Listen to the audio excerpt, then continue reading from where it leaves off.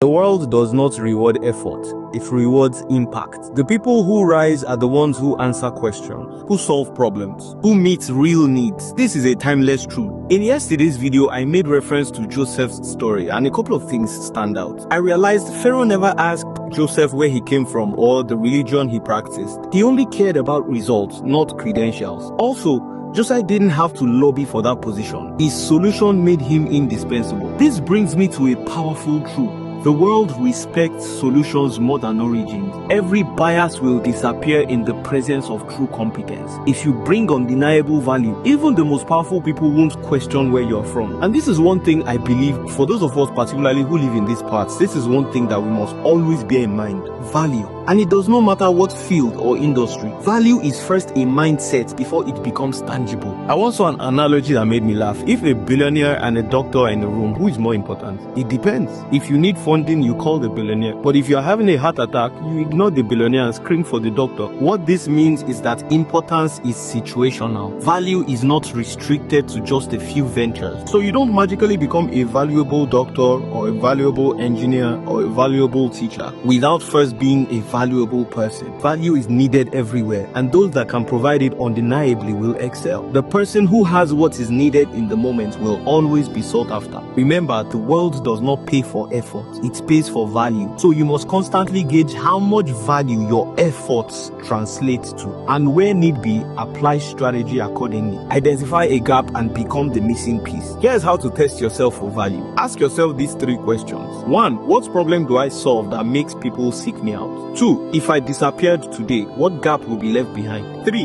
Am I known for actually profiling solutions, be it at home, at work, or within my social circle? Or am I just known for making noise? Because in the end, you are only as valuable as the problems you can solve, and you cannot defeat the process.